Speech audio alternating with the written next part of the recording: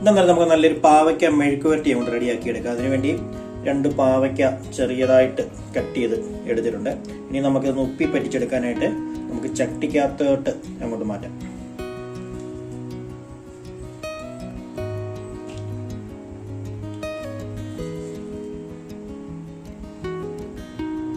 ഇനി നമുക്ക് കട്ട് ചെയ്ത് വെച്ചിരിക്കുന്ന പാവയ്ക്കയിലേക്ക് ഒരു അരമുറി സവാള, പിന്നെ ഒരു പിടി തേങ്ങാക്കൊത്ത്, 4 പച്ചമുളകും 2 തണ്ട് കറിവേപ്പിലയും ഇത്രയും കൂടെ ചേർത്ത് കൊടുക്കാം. എന്നിട്ടൊരു 1/4 സ്പൂൺ മഞ്ഞൾപ്പൊടി, ആവശ്യത്തിന് ഉപ്പ്, ഒരൽപ്പം വെള്ളം ഇത്രയും കൂടെ ചേർത്ത് കൊടുത്തിട്ട് ഒന്ന് ഇളക്കി ഒന്ന് മിക്സ് ചെയ്യാം. ഇളക്കി ഒന്ന് മിക്സ് ചെയ്തതിനു ശേഷം നമുക്ക് തീ ഒന്ന് കത്തിച്ച് വെച്ച് നല്ലപോലെ ഒന്ന് ഉപ്പിൽ വറ്റിച്ചെടുക്കാം.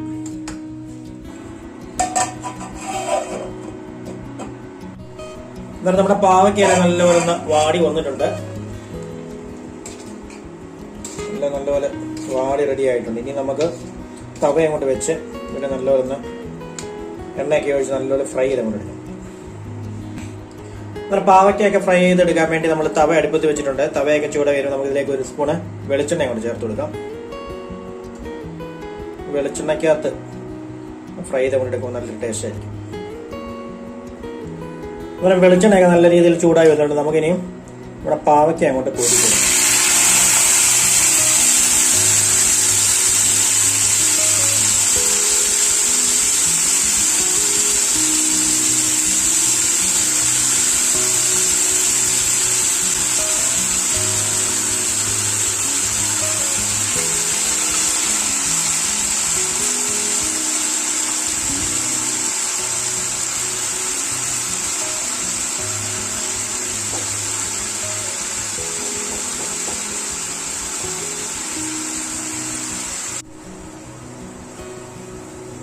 പാവയ്ക്കെല്ലാം ഇട്ട് നല്ലപോലെ ഇളക്കി അങ്ങോട്ട് കൊടുത്തിട്ടുണ്ട്. ഇനിയും നല്ലപോലെ ഇവ കിടന്ന വെള്ളമൊക്കെ അങ്ങോട്ട് വറ്റി നല്ലപോലെ അങ്ങോട്ട് മൂക്കട്ടെ.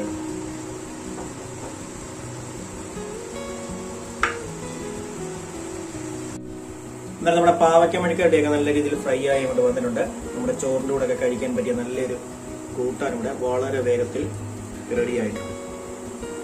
വളരെ വേഗത്തിൽ റെഡിയാക്കിയ നമ്മുടെ സിമ്പിളായിട്ടുള്ള പാവയ്ക്ക മെഴുക്കുവരട്ടി.